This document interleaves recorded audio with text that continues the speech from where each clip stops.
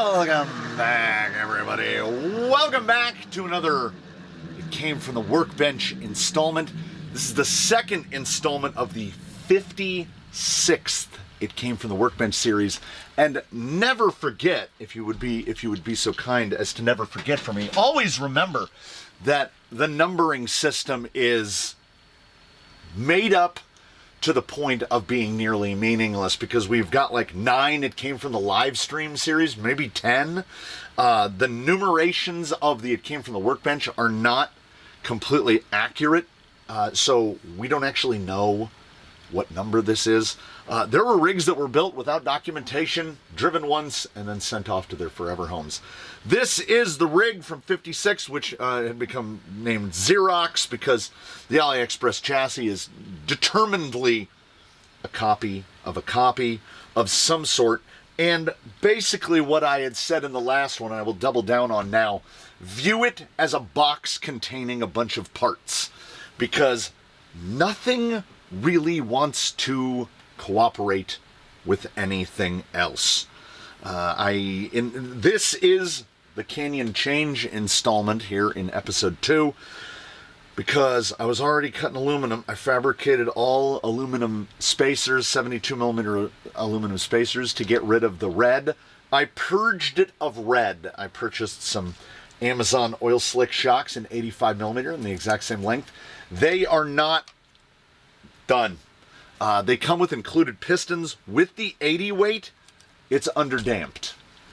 I need to disassemble them completely, take the pistons out, replace them with Traxxas 2669s, which I drill out to 1.5mm, which makes them function pretty much perfectly on 40 weight, which means I will field these with 50 weight, because we've got a good amount of free articulation, and he's too free. Shocks changed, spacers changed, all the drive shafts are in place.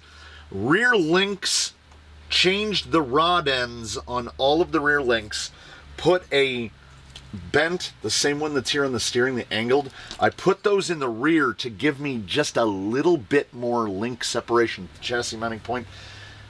Will it be impactful? I don't know. They really need to be higher, but then they will impact the carrier bearing. Could it run a single drive shaft? Maybe, because I cranked this rear axle. That rear axle is cranked. He has also been fitted with an 827 in the front and an 833 in the back, which should give us around 20% net. This thing fought me all the way. It probably took 90 minutes to get that front one in, because you have to take like 13 screws off to get the third member off. And then you have to make sure it's shimmed correctly, because the shimming on an 830 and then the shimming on an 827 of a different brand are almost guaranteed to be different. It was leaning very badly to the side like that. And not just leaning very badly, if you pushed it down like that, it would just stay. And I couldn't figure out what was doing it. Turns out that the included rings and pinions, the pinion was actually leaving little scars around the carrier. It was too far in, even though it was not shimmed. It needed to be pulled back further, but it couldn't pull back any further. I thought that I had met my match in the front at the 827, and then I went through the process of putting the 833 in the rear. That rear axle has been disassembled and reassembled at least 6 times. It might have been 7, it might have been 8. It ended up being 1.1 millimeters of shim on the carrier, 1 millimeter on the non-ring side, and 0.1 millimeter on the ring side, and it's not perfect. It still has a little bit of a click to it. So what it needs is 0.9 millimeters on one side and 0.2 on the other. I've never encountered an instance of setting up a gear where 1/10 of 1 millimeter was the difference between. It sounded like somebody on the castanets. It was going clack clack clack clack clack clack clack clack clack clack. So what it is I think that the recess, the machined out recess that the gear fits in, just doesn't physically fit an 833. I think the teeth are kind of bonking on the housing at some point. So this is, it's not a problem if you can solve it with money. So I ordered a Mias 824. I'm going to put an 824 in the front. I'm going to put an 830 back in the rear. We'll still have 20%. And in anticipation of that, I have indeed removed the 1800 and replaced it with a 1400 because the front end's going to be moving 20% faster. So we went down in KV about X number of percent. I would try to divide 18 into 14 in my head right now, but I promised myself there would be no math, so I didn't. I moved the steering link to the opposite side because I was doing everything I could to try to figure out what the wobble was from. It sits pretty level now. It's not torque twist. It was a little, because torque twist is basically resistance in the drivetrain. So when you tip in the throttle, you saw that little rise? Look at that pull down. Oh yeah. That is anti-squat value right there. Rises up. But what you'll notice is it doesn't dive. It has a little bit of dive because the suspension is very soft and it's a little bit underdamped. The damping will help that a bit, but that is an arduous process, and I have already had to undergo too many arduous processes to get to where we are now. So many parts have been replaced with similar parts. Front links untouched, lower links untouched. Are those the permanent links? Like I said, there's no marks up here, and we do have a really high belly that should break over well, so I'm not really worried about those little edges hanging up on anything. If anything, disassemble the link, take them to the lathe, put a bevel on the angle so they don't hang up. You know the deal. Also purchased some, leaned into the oil slick. We've got all oil slick drive shafts. We've got oil slick shocks. Got some oil slick on black for the wheels. These wheels, I cannot remember the name. They look good, right? That is a good looking wheel. You might notice the heads on those screws for the hub are very small. 2 millimeter. Don't know if I've ever seen 2 millimeter hub screws before. So for me, a deal breaker is if a wheel is not adjustable in offset. This happened to come out where I liked it, but if you have a hub that uses 2 millimeter screws, you can't just swap that hub out to another hub, because I can't think of I've never seen a hub that uses 2 millimeter screws. So the wheels are kind of a non-starter, as you'll see even closer. The screw is all the way out to the edge. You're not drilling those out to 3 millimeter. It is 100 grams lighter than an '06 Wizard, which, again, what? But then I think about it, there's not a whole lot there. And we've already done a ghost ride. We did an all-in-one. So today we have successes and failures, which is a creep. A glossy creep is a good time. Well, creeper is a good time. But you can kind of tell in the sun. You really can't tell here. Can I even get it to where you can see it? No. There it is, right there. You can kind of a little bit. Spaztic's color change. I had never seen green, blue, silver is the color change. I read the can. I painted under optimal conditions. It said 2 to 3 light coats is best. I did 5 coats. You can kind of see it when the light's there on the roof.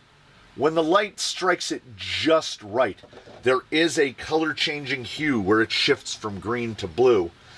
But you know what? I'm absolutely fine with it. Again, I was leaning as much as possible into the whole oil slick thing.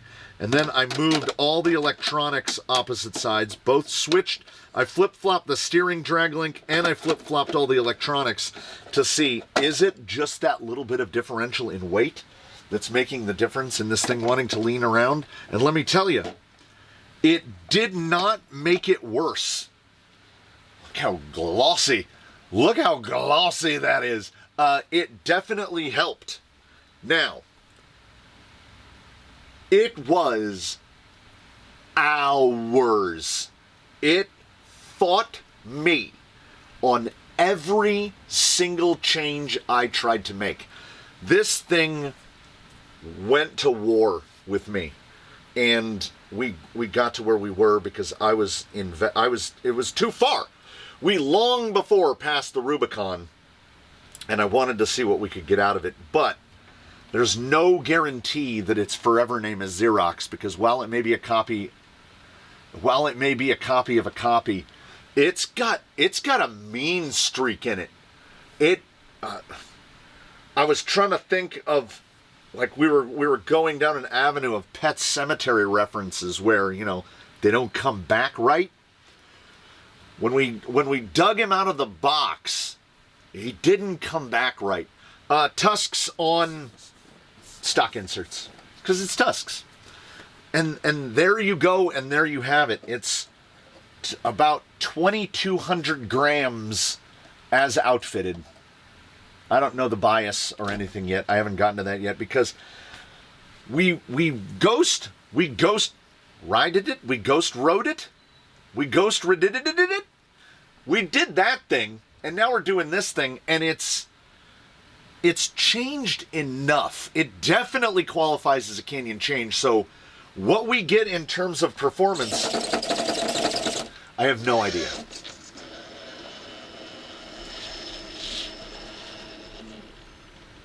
Is it going to over-articulate? Are we going to immediately notice how underdamped it is? I don't know.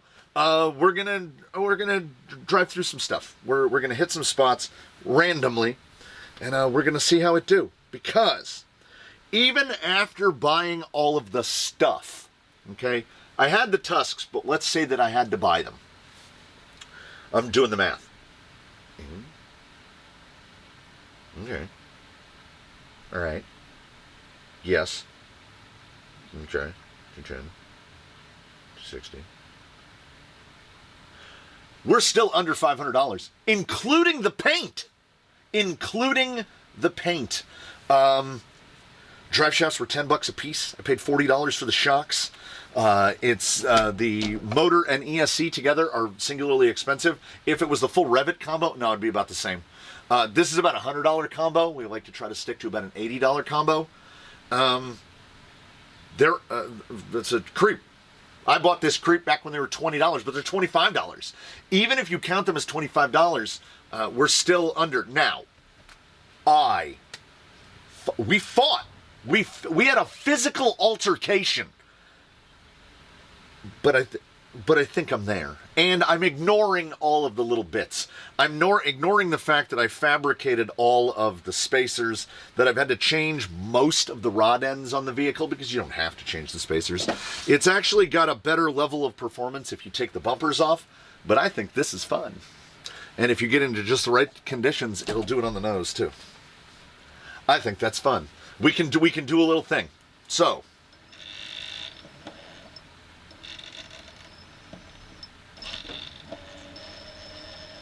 I mean, how is that not fun? Everybody should have a party trick. That's a party trick. Oh, he's really good at it, too. I mean, for what we went through, it was hard fought. And we got there, and he's lovely. I'm hoping that in the sun, a little bit of the sparkle comes out. It's one of those paint jobs. Oh, it was well less than an hour. This was 25 minutes. Sometimes simple is best. And we're going to see. Like, my expectations are moderated. You know, still, mostly untuned. We're very early into the tuning process. But we are into the stage of this is pretty much how he's going to run. Them's the wheels. Them's the shocks and the drive shafts and the body and all of those things. We'll make whatever adjustments we need geometry-wise as we move forward. But here he is, and here we go.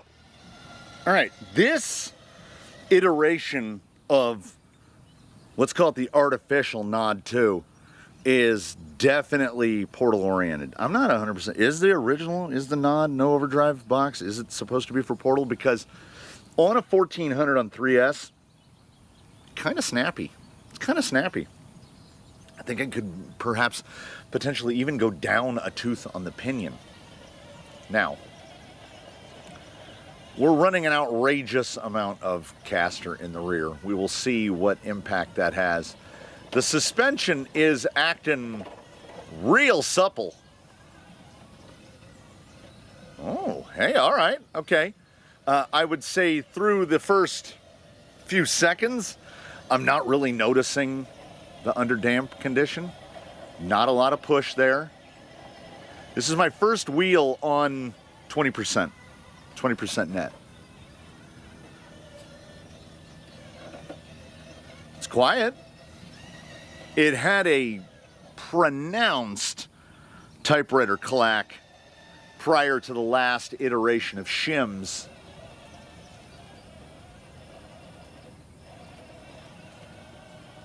Sometimes, I don't know, the mics will not pick it up, I'll tell you right now, but we get a little... There's a guy playing there's a little man inside that rear pumpkin playing a tiny snare drum.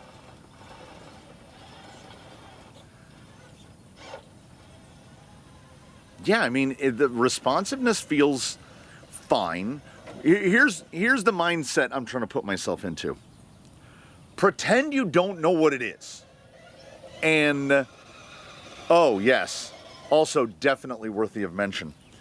There are travel stops on the axle that are massive. They are 5 or 6 millimeters tall. And they protrude out into the, let's call it, cavity where the universal lives. When you're taking the entire thing apart to get the axle serviceable and usable, grind them all the way off. Take them all the way off, because we get minimal surging at absolutely full lock, and look at the size of his turning circle. It cut his turning radius in half with no other changes, just grinding them off. Don't mess with the... There's also a travel stop on the knuckle. Leave that one alone. Just cut off the one on the housing. And then it has the same travel as an F10.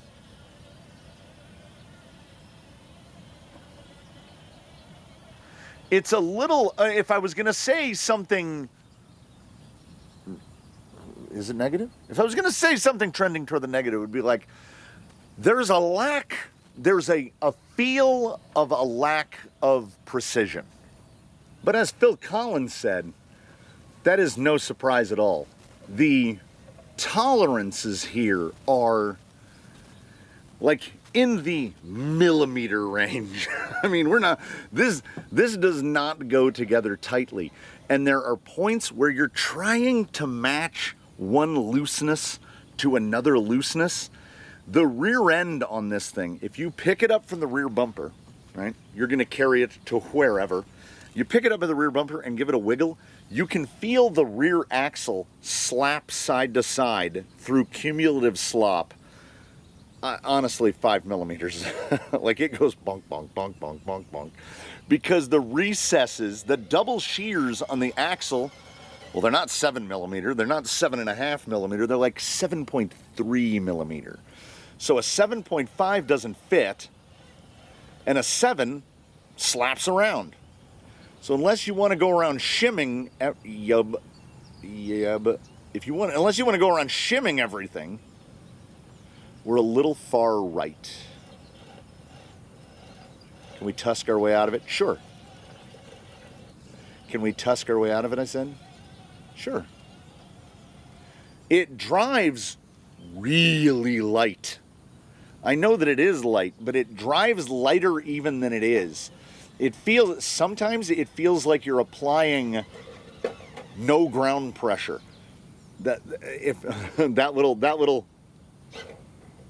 at the little rock.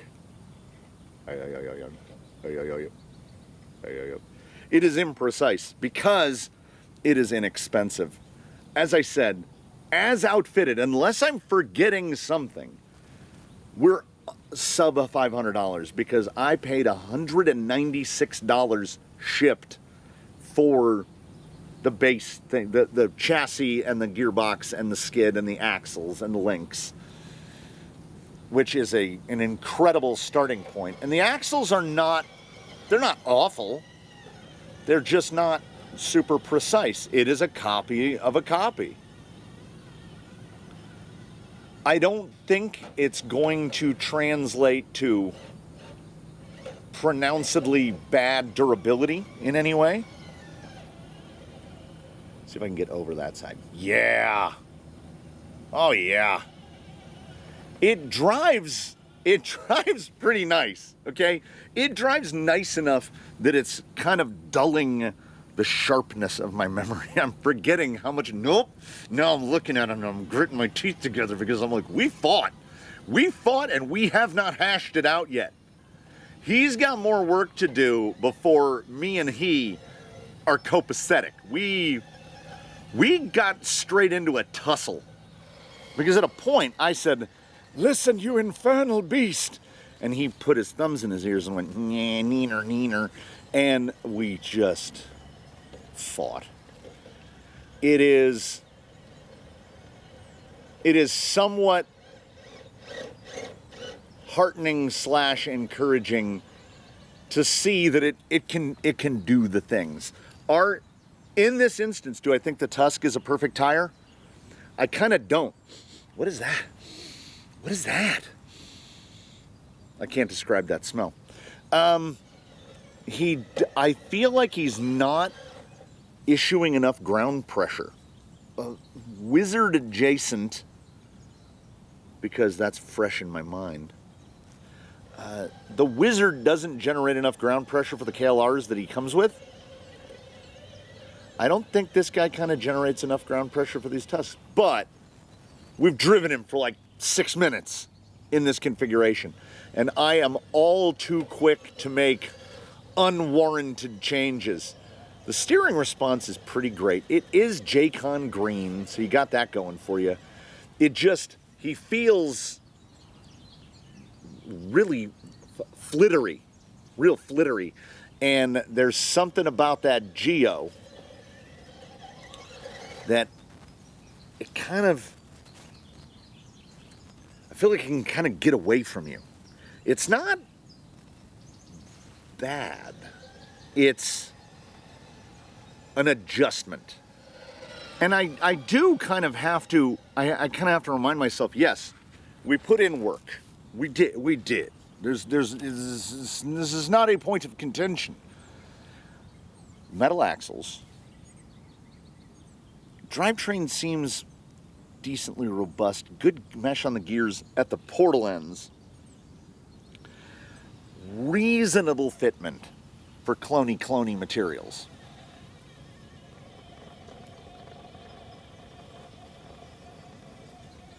And it does the thing. Responds at low speed. Let's see right here. Ooh! See? That's a little exhibition of the undamped state. 80 weight in those shocks, and it feels underdamped, which again is weird because 2,200 grams. We're really light, but I guess that huge shock laydown, so it's really lowering. I mean, we got to be past 45 degrees. It's really affecting the overall. Is it the effective rate? It's the shocks feel softer and less damped than they are. So that is something that we have to tune to. I still think we need more rear upper link separation. I would not ordinarily run the rear axle canted. I would not run as much rear caster as I am, but the drive shaft angle just did not look good. It did not look good, and I would prefer to keep the drive shaft out of stuff. Let the drive shaft do its own thing. Rear end tried to do a little swappy there. Okay, I'm going to stay locked. Let's see if we can push around.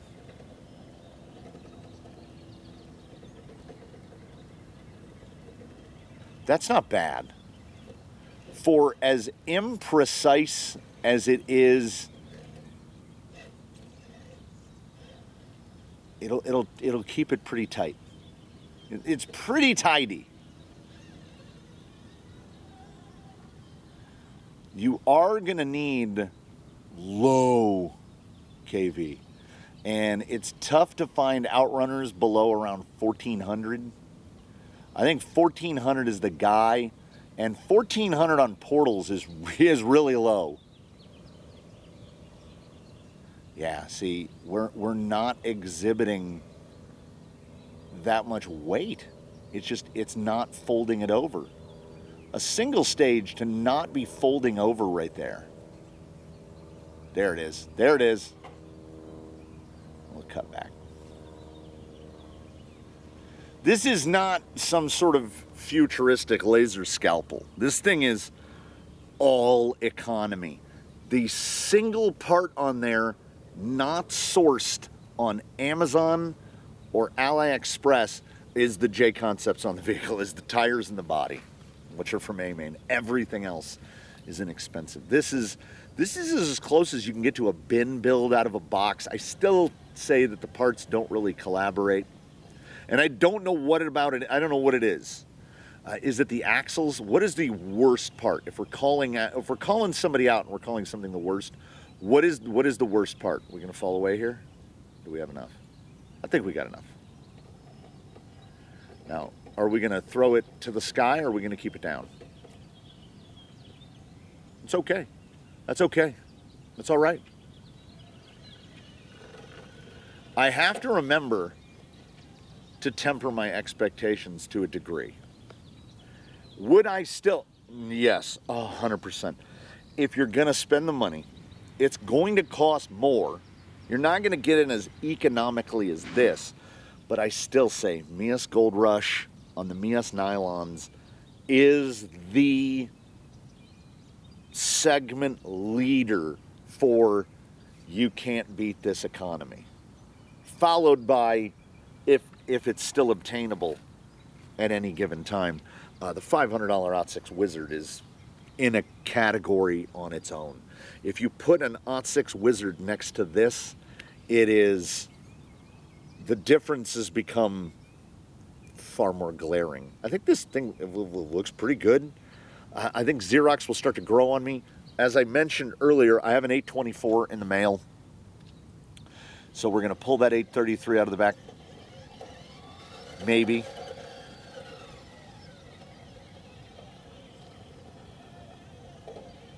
We're going to tinker a bit. It is definitely worthy of a tinker.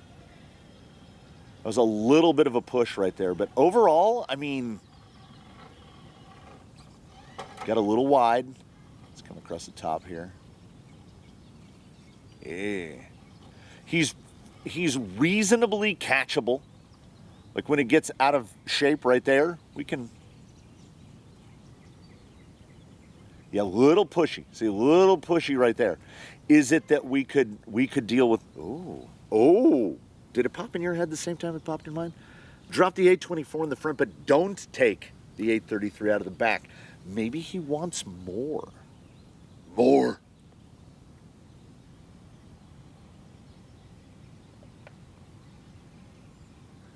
I'm not mad at it.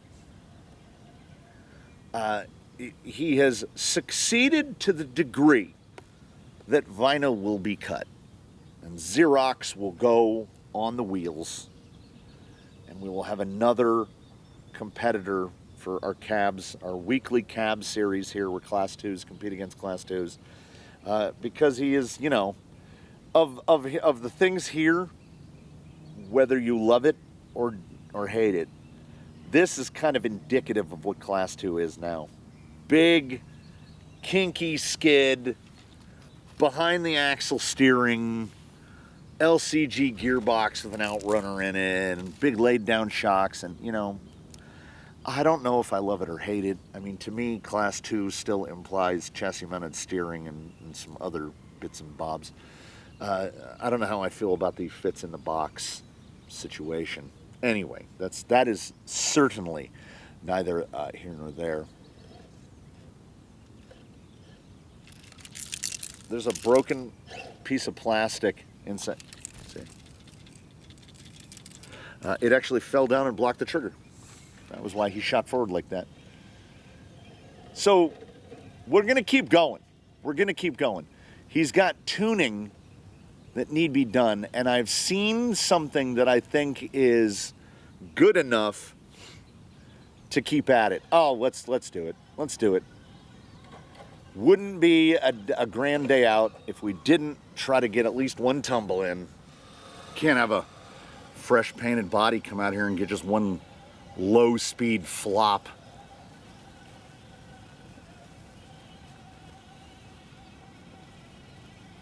Right? I mean, it's good.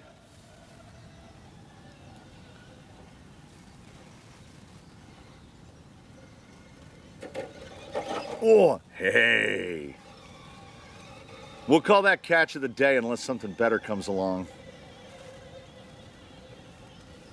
There's just a little bit of unpredictability / hesitancy that I would like to isolate.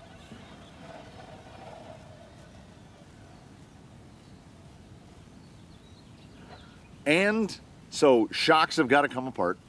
We've got to go down to 2669 pistons. I'll drill them out. I'll set them for 50 weight. I want more damping. I think the springing is real close.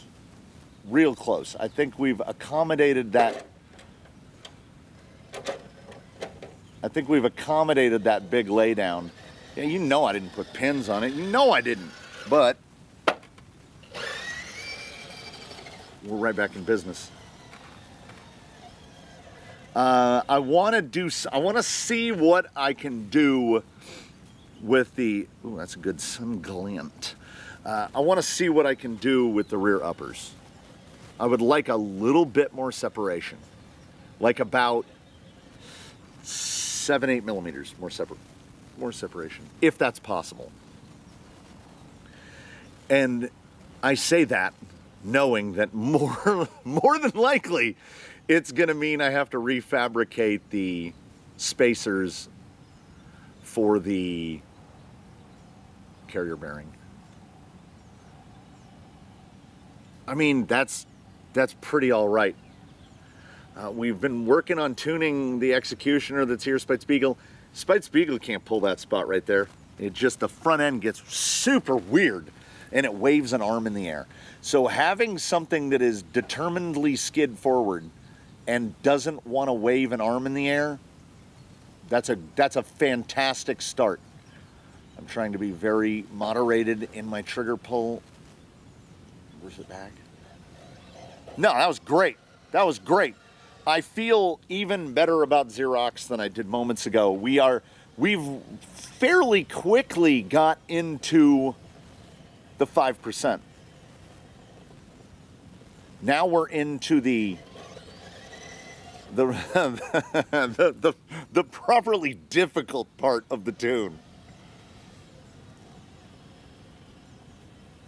The gross tune is not bad. Let's see. You ain't that guy. You ain't that. You aren't him. Get a little further over this side. Get a hook. Grab a hook. Ooh. I'm telling you, the bumper. Let's see if we can get a catch. Nay. I'm not self-righting him yet. Not yet. Because without body clips, I think it would just be like stealing a guy's hat and throwing it. And just pull the body off. I see enough potential and or promise. Tusks aren't hurting. Nothing here, J Concepts, is holding us back. He's got a nice consistency at low speed. Does feel light.